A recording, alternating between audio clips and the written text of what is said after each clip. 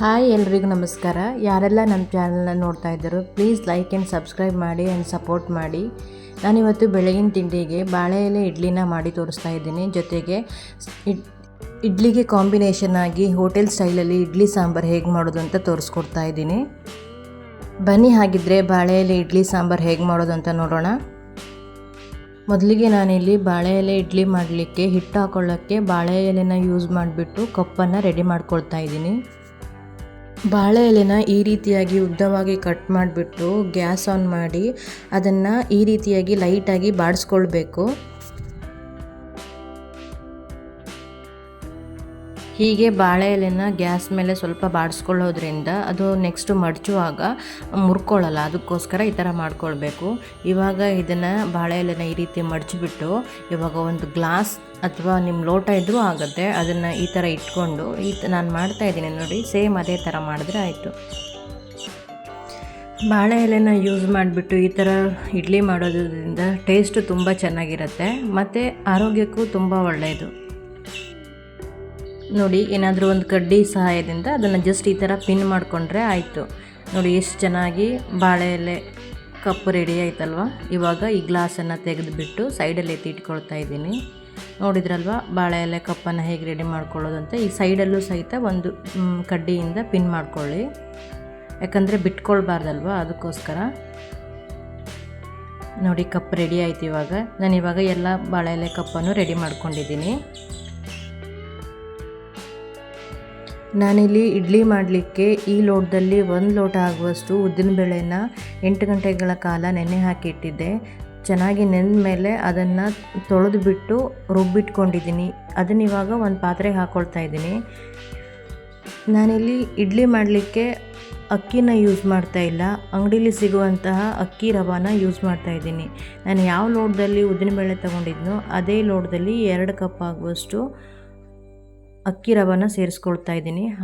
ಹಾಗೆ ಮಿಕ್ಸಿ ಜಾರನ್ನು ತೊಳೆದ್ಬಿಟ್ಟು ಸ್ವಲ್ಪ ನೀರನ್ನು ಸೇರಿಸ್ಕೊಳ್ತಾ ಇದ್ದೀನಿ. ಜಾಸ್ತಿ ನೀರು ಹಾಕ್ಕೊಳ್ಬಾರ್ದು. ಇದನ್ನು ಇವಾಗ ಒಮ್ಮೆ ಚೆನ್ನಾಗಿ ತಿರುಗಿಸ್ಬಿಟ್ಟು, ಹಿಟ್ಟು ಸ್ವಲ್ಪ ಗಟ್ಟಿನೇ ಇರಲಿ, ತೆಳು ಮಾಡ್ಕೊಳ್ಬಾರ್ದು.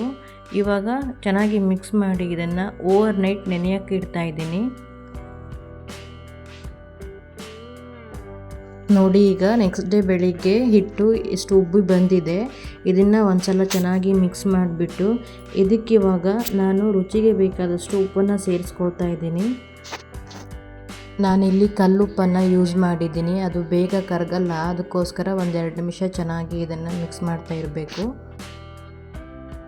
ನೋಡಿ, ಇವಾಗ ಬಾಳೆ ಎಲೆ ಇಡ್ಲಿ ಮಾಡಲಿಕ್ಕೆ ಹಿಟ್ಟು ರೆಡಿಯಾಗಿದೆ. ಹಿಟ್ಟು ತುಂಬ ತೆಳುನೂ ಇರಬಾರ್ದು, ತುಂಬ ದಪ್ಪನೂ ಇರಬಾರ್ದು, ಈ ರೀತಿಯಾಗಿ ಮೀಡಿಯಮಲ್ಲಿ ಇದ್ದರೆ ಸಾಕು. ಇವಾಗ ನಾನು ಇಡ್ಲಿ ಮಾಡಲಿಕ್ಕೆ ಇಡ್ಲಿ ಪಾತ್ರೆಯನ್ನು ತೊಳೆದು ಅದಕ್ಕೆ 2 ಚಮಚಗುವಷ್ಟು ನೀರನ್ನು ಸೇರಿಸಿಟ್ಕೊಂಡಿದ್ದೀನಿ. ಇವಾಗ ಹಿಟ್ಟನ್ನು ಬಾಳೆ ಎಲೆ ಕಪ್ಪಿಗೆ ಒಂದೊಂದಕ್ಕೆ ನಿಧಾನವಾಗಿ ಹಾಕ್ಕೊಳ್ತಾ ಇದ್ದೀನಿ. ಎಲ್ಲದಕ್ಕೂ ಹಿಟ್ಟು ಹಾಕಿದ ನಂತರ ಇದನ್ನು ಕ್ಯಾಪ್ ಹಾಕಿಬಿಟ್ಟು ಇವಾಗ ಬೇಯಿಸ್ಕೊಳ್ತಾ ಇದ್ದೀನಿ. ಇಡ್ಲಿ ಬೇಯಲಿಕ್ಕೆ 20-30 ನಿಮಿಷ ಬೇಕು. ಅಷ್ಟರಲ್ಲಿ ನಾವಿವಾಗ ಸಾಂಬಾರನ್ನು ರೆಡಿ ಮಾಡ್ಕೊಳ್ಳೋಣ. ಸಾಂಬಾರು ಮಾಡಲಿಕ್ಕೆ ನಾನಿಲ್ಲಿ ದೊಡ್ಡ ಗಾತ್ರದ 2 ಟೊಮೊಟೊನ ಸಣ್ಣದಾಗಿ ಕಟ್ ಮಾಡಿಬಿಟ್ಟು ಅದನ್ನು ಕುಕ್ಕರ್ಗೆ ಹಾಕ್ಕೊಳ್ತಾ ಇದ್ದೀನಿ. ಹಾಗೆ 1 ಈರುಳ್ಳಿನ ಸಹಿತ ಸೇರಿಸ್ಕೊಳ್ತಾ ಇದ್ದೀನಿ. ಹಾಗೆ ಸಿಪ್ಪೆ ಬಿಡಿಸ್ಕೊಂಡಿರುವಂತಹ ಬೆಳ್ಳುಳ್ಳಿ ಮತ್ತು 2 ಹಸಿಮೆಣಸಿನಕಾಯಿ ಹಾಗೂ 2 ಸ್ಪೂನ್ ಆಗುವಷ್ಟು ಹೆಸರುಬೇಳೆನ ತೊಳೆದ್ಬಿಟ್ಟು ಇದಕ್ಕೆ ಹಾಕ್ಕೊಳ್ತಾ ಇದ್ದೀನಿ.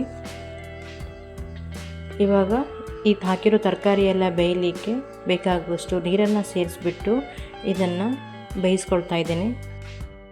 ಇವಾಗ ಇದನ್ನು ಬೇಯಿಸ್ಕೊಂಡು ಇಟ್ಕೊಂಡಿದ್ದೀನಿ. ಹಾಗೆ ಇದು ತಣ್ಣಗಾದ ನಂತರ ಇದನ್ನು ಒಂದು ಮಿಕ್ಸಿ ಜಾರಿಗೆ ಹಾಕಿಬಿಟ್ಟು ಸ್ವಲ್ಪ ತರ್ತರಿಯಾಗಿ ರುಬ್ಕೊಳ್ತಾ ಇದ್ದೀನಿ. ಇದನ್ನು ಜಾಸ್ತಿ ನುಣ್ಣಗೆ ರುಬ್ಕೊಳ್ಳೋದು ಬೇಡ. ಈಗ ಇಡ್ಲಿ ಸಾಂಬಾರು ಮಾಡಲಿಕ್ಕೆ ಒಗ್ಗರಣೆ ಮಾಡ್ಕೊಳ್ಬೇಕು. ಅದಕ್ಕೆ ಒಂದು ಪಾತ್ರೆನ ಗ್ಯಾಸ್ ಮೇಲೆ ಇಟ್ಬಿಟ್ಟು 2 ಸ್ಪೂನ್ ಆಗುವಷ್ಟು ಎಣ್ಣೆ ಹಾಕಿಬಿಟ್ಟು ಅದಕ್ಕೆ ಅರ್ಧ ಸ್ಪೂನ್ ಆಗುವಷ್ಟು ಸಾಸಿವೆ, ಜೀರಿಗೆ ಮತ್ತು ಒಂದು 8-10 ಮೆಂತ್ಯ ಕಾಳನ್ನು ಹಾಕ್ಕೊಳ್ತಾ ಇದ್ದೀನಿ. ಹಾಗೆ ಕರಿಬೇವಿನ ಸೊಪ್ಪು, ಸಣ್ಣದಾಗಿರೋ ಒಂದು ಇಂಗು ಹಾಕೋದ್ರಿಂದ ಫ್ಲೇವರ್ ಚೆನ್ನಾಗಿರುತ್ತೆ. ಇವಾಗ ಇದಕ್ಕೆ ಜಜ್ಜಿಟ್ಕೊಂಡಿರುವಂತಹ ಬೆಳ್ಳುಳ್ಳಿ ಮತ್ತು ಸಣ್ಣದಾಗಿ ಕಟ್ ಮಾಡಿದ ಒಣಮೆಣಸಿನಕಾಯಿಯನ್ನು ಸೇರಿಸ್ಕೊಳ್ತಾ ಇದ್ದೀನಿ. ಹಾಗೆ ಇವಾಗ ರುಬ್ಬಿಟ್ಕೊಂಡಿರುವಂತಹ ಟೊಮಾಟೊ ಮತ್ತು ಬೇಳೆ ಸ್ಮ್ಯಾಶನ್ನು ಸೇರಿಸ್ಬಿಟ್ಟು ನನಗೆ ಸಾಂಬಾರು ಸ್ವಲ್ಪ ಗಟ್ಟಿ ಅನಿಸ್ತಾ ಇದೆ, ಅದಕ್ಕೋಸ್ಕರ ಸ್ವಲ್ಪ ಮಿಕ್ಸಿ ಜಾರನ್ನು ತೊಳೆದ್ಬಿಟ್ಟು ನೀರನ್ನು ಹಾಕ್ಕೊಳ್ತಾ ಇದ್ದೀನಿ. ನೀರು ಹಾಕಿ ಚೆನ್ನಾಗಿ ಒಂದು ಸಲ ಮಿಕ್ಸ್ ಮಾಡ್ಕೊಳ್ಬೇಕು. ಈಗ 1 ಸ್ಪೂನ್ ಆಗುವಷ್ಟು ಖಾರ ಪೌಡರ್, ಅರ್ಧ ಸ್ಪೂನ್ ಗರಂ ಮಸಾಲೆ ಮತ್ತು 1/4 ಸ್ಪೂನ್ ಆಗುವಷ್ಟು ಅರಿಶಿನ ಸೇರಿಸ್ಬಿಟ್ಟು ಮತ್ತು ರುಚಿಗೆ ಬೇಕಾದಷ್ಟು ಉಪ್ಪನ್ನು ಹಾಕಿ ಇದನ್ನು ಚೆನ್ನಾಗಿ ಮಿಕ್ಸ್ ಮಾಡಬೇಕು. ಮಿಕ್ಸ್ ಮಾಡಿ ಸಾಂಬಾರು ಚೆನ್ನಾಗಿ ಕುದಿಬೇಕು. ಒಂದು 5 ನಿಮಿಷ ಸಾಂಬಾರನ್ನು ಚೆನ್ನಾಗಿ ಕುದಿಸ್ಕೊಳ್ತಾ ಇದ್ದೀನಿ. ಸಾಂಬಾರು ಚೆನ್ನಾಗಿ ಕುದೀತಾ ಇದೆ. ಇವಾಗ ಇದಕ್ಕೆ ಕೊನೆಯಲ್ಲಿ ಸಣ್ಣದಾಗಿ ಕಟ್ ಮಾಡಿದ ಕೊತ್ತಂಬರಿ ಸೊಪ್ಪನ್ನು ಸೇರಿಸ್ಕೊಳ್ತಾ ಇದ್ದೀನಿ. ನೋಡಿದ್ರಲ್ವಾ ಇಡ್ಲಿ ಸಾಂಬಾರು ಹೇಗೆ ಮಾಡೋದು ಅಂತ. ಇವಾಗ ಇಡ್ಲಿಗೆ ಸಾಂಬಾರು ರೆಡಿಯಾಗಿದೆ. ಇಡ್ಲಿ ಬೇಯಿಸೋಕ್ಕಿಟ್ಟು ಅರ್ಧ ಗಂಟೆ ಆಗಿದೆ. ಅರ್ಧ ಗಂಟೆ ನಂತರ ಇದನ್ನು ಓಪನ್ ಮಾಡಿ ನೋಡ್ತಾ ಇದ್ದೀನಿ. ಇವಾಗ ಇದು ಬೆಂದಿದೆಯೋ ಇಲ್ವಾ ಅಂತ ಹೇಗೆ ಚೆಕ್ ಮಾಡೋದಂತ ಅಂದರೆ, ಒಂದು ಚಾಕು ಅಥವಾ ಸ್ಪೂನು ಅಥವಾ ಏನಾದರೂ ಕಡ್ಡಿ ಅಂತ ತಗೊಂಡ್ಬಿಟ್ಟು ಈ ರೀತಿ ಜಸ್ಟ್ ಮುಟ್ಟು ನೋಡಿದ್ರೆ ಅದು ನಮ್ಮ ಕೈಗೆ ಅಂಟ್ಕೊಳ್ಬಾರ್ದು. ಕೈಗೆ ಅಂಟ್ಕೊಂಡಿಲ್ಲ ಅಂದರೆ ಅದು ಚೆನ್ನಾಗಿ ಬೆಂದಿದೆ ಅಂತ ಅರ್ಥ. ಇಡ್ಲಿ ಇವಾಗ ಬೆಂದಿದೆ. ನಾನಿವಾಗ ತಣ್ಣಗಾದ ಮೇಲೆ ಇದನ್ನು ತೆಗೆದು ಹೊರಗಡೆ ಇಟ್ಟಿದ್ದೀನಿ. ನೋಡಿ, ಬಾಳೆ ಎಲೆ ಇಡ್ಲಿ ರೆಡಿಯಾಗಿದೆ. ಎಷ್ಟು ಚೆನ್ನಾಗಿ ಬಂದಿದೆ ಅಲ್ವಾ. ಇವಾಗ ಈ ಕಡ್ಡಿನ ತೆಗೆದುಬಿಟ್ಟು ಸೈಡಲ್ಲಿ ಇಟ್ಕೊಂಡು ಇದನ್ನು ಜಸ್ಟ್ ಈ ಥರ ಓಪನ್ ಮಾಡ್ಕೊಂಡ್ರೆ ಆಯಿತು. ಬಾಳೆ ಎಲೆನ ಯೂಸ್ ಮಾಡಿಬಿಟ್ಟು ಎಷ್ಟು ಆರಾಮಾಗಿ ಸುಲಭವಾಗಿ ಇಡ್ಲಿ ಮಾಡ್ಬೋದು ಅಂತ ನೋಡಿದ್ರಲ್ವ. ಹಾಗೆ ನಮ್ಮ ಉತ್ತರ ಕನ್ನಡ ಸೈಡಲ್ಲಿ ಹಲಸಿನ ಎಲೆ ಸಹಿತ ಯೂಸ್ ಮಾಡಿಬಿಟ್ಟು ಇಡ್ಲಿ ಮಾಡ್ತಾರೆ. ಅದನ್ನು ಹೇಗೆ ಮಾಡೋದಂತ ನೆಕ್ಸ್ಟ್ ವಿಡಿಯೋದಲ್ಲಿ ತೋರಿಸ್ಕೊಡ್ತೀನಿ. ನೋಡಿ, ಇಡ್ಲಿ ಎಷ್ಟು ಸಾಫ್ಟಾಗಿ ಚೆನ್ನಾಗಿ ಬಂದಿದೆ. ಬೆಳಗಿನ ತಿಂಡಿಗೆ ಬಾಳೆ ಎಲೆ ಇಡ್ಲಿ ಮತ್ತು ಹೋಟೆಲ್ ಸ್ಟೈಲಲ್ಲಿ ಇಡ್ಲಿಗೆ ಸಾಂಬಾರನ್ನು ಹೇಗೆ ಮಾಡೋದಂತ ನೋಡಿದ್ರಲ್ವ. ಹಾಗಿದ್ರೆ ನೀವು ಒಂದು ಸಲ ಟ್ರೈ ಮಾಡಿ. ನಾನು ಮಾಡಿರೋ ಈ ವಿಡಿಯೋ ನಿಮಗೆ ಇಷ್ಟ ಆದರೆ ಪ್ಲೀಸ್ ಲೈಕ್ ಆ್ಯಂಡ್ ಸಬ್ಸ್ಕ್ರೈಬ್ ಮಾಡಿ ಆ್ಯಂಡ್ ಸಪೋರ್ಟ್ ಮಾಡಿ.